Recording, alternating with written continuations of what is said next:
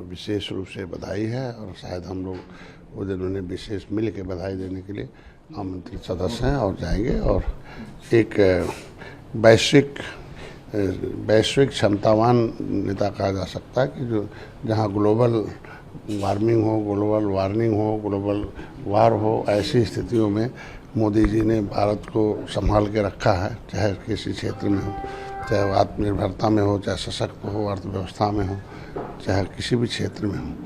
तो ऐसे में विशेष रूप से उनको विशेष बधाई देता हूँ। सर, कल दिल्ली के मालवीय नगर एक होटल में आग लग गई जिसमें 21 लोगों की मौत हो गई। जितने भी उत्तर प्रदेश के जितने भी होटल हैं, व्यावसायिक संस्थान हैं, उसमें जांच करने के आदेश दिए हैं अधिकारियों को। मुख्यमंत्री को धन्यवाद देता हूँ कि कम से कम जो भी होता संज्ञान लेते हैं। और कोई भी मुख्यमंत्री है, सत्ता है, वो जनता का एक अभिभावक है, जान माल का, सुरक्षा का, उसके हर क्षेत्र का तो होना चाहिए समय पर। वो घटना हो गई तो घटना पर खेद है, लेकिन उस घटना से सीख भी मिलनी चाहिए कि आगे ऐसी घटना न हो। और उसका एक ही तरीका है, जांच किया जाए और जितने सुरक्षा के इंतजाम से किया जाए। सर, देखो, जहाँ दुनिया पहले भारत को ही दुनिया माना जाता था, लेकिन अब दुनिया में बहुत देश है, मिलके दुनिया मानी जाती है और दुनिया एक दूसरे के पूरक है।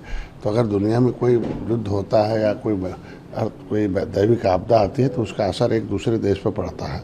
तो देश की जनता अब होशियार हो गई है। देश दुनिया जो है सभी सूचनाओं के आधार पर निर्णय लेती है। किसी नेता के दहशत फैलाने, नेता के कुछ कहने सब निर्णय नहीं लेती है।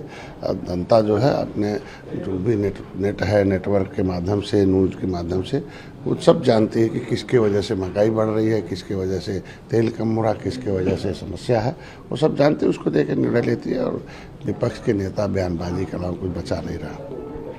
सर, पश्चिम बंगाल में बंगाल के शिक्षक भर्ती घोटाले में अभिषेक बनर्जी को ईडी का समन भी जारी हुआ है। देखिए, अभी जो भी है, कोई भी बहुत लंबे समय तक किसी ट्रेन में यात्रा नहीं करता, वो ट्रेन बदलता ही बदलता है।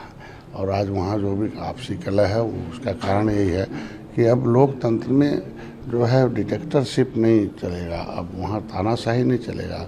देश में राजशाही, तानाशाही सब खत्म है, अब लोकशाही है। लोक में जनता जो चाहे वही होगा।